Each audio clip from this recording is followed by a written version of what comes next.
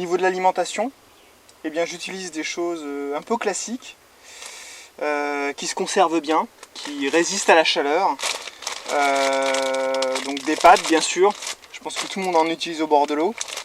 Des pâtes avec des sauces, on trouve un tas de sauces aujourd'hui disponibles, que ce soit du pesto ou des sauces bolognaise, etc. Enfin, les pâtes, c'est un produit, un grand classique, mais c'est incontournable.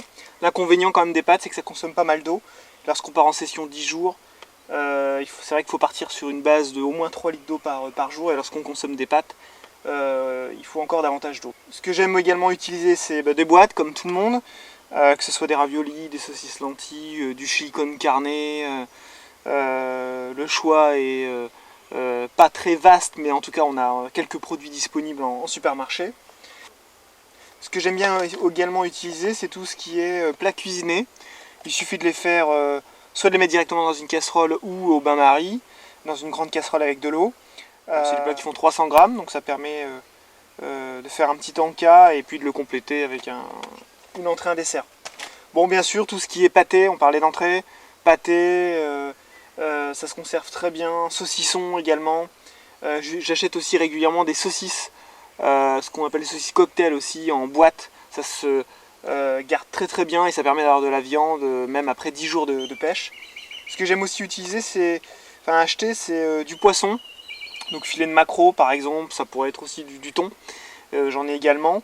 Ça permet de manger un peu de frais et puis de la viande ou du poisson durant toute la session de pêche.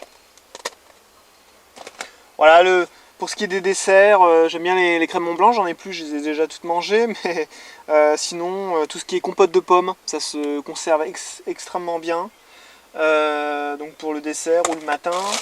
Et puis tout ce qui est brioche, il y a pas mal de choses disponibles pour le petit déjeuner, des brioches, ou encore des gâteaux au chocolat dans des étuis fraîcheurs qui s'abîment pas si on les met un petit peu à l'abri dans un sac et qu'on cherche l'ombre. En principe ça s'abîme pas trop. Voilà. Et enfin en termes de dessert, tout ce qui est bien encore une fois salade de fruits, voilà, ça se conserve aussi très très bien. Les petites salades de fruits individuelles, bon, ça permet d'avoir juste un petit dessert pour ponctuer un repas.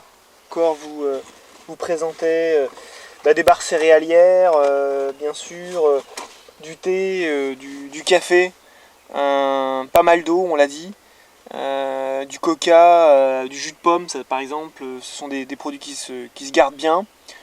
Souvent je les immerge dans l'eau du lac pour qu'ils gagnent un peu en fraîcheur durant la journée.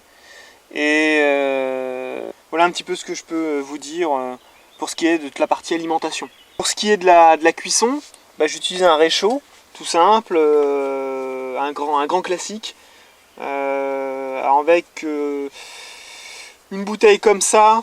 Donc là en l'occurrence c'est des CV470.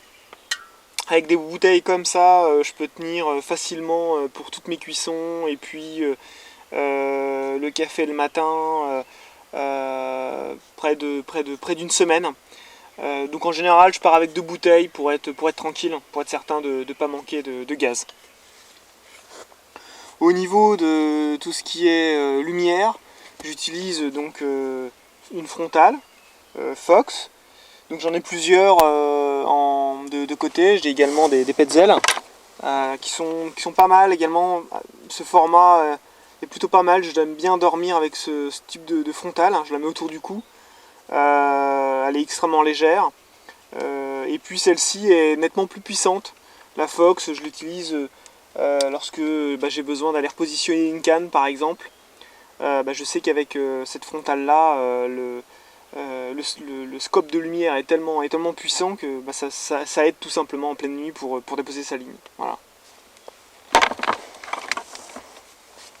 Et ce que j'aime utiliser également, c'est de manière à pouvoir lire le soir par exemple, ou pouvoir refaire un montage. C'est une lampe halo donc de chez Fox, encore une fois. Une super lampe signée Fox, elle peut tomber par terre, elle est incassable. Elle fonctionne avec 3 piles, 3 petites piles classiques. Et voilà, elle a au niveau de l'éclairage, elle est assez puissante. En fait, ici, en tout cas, hier soir, elle m'a éclairé l'intégralité du parapluie.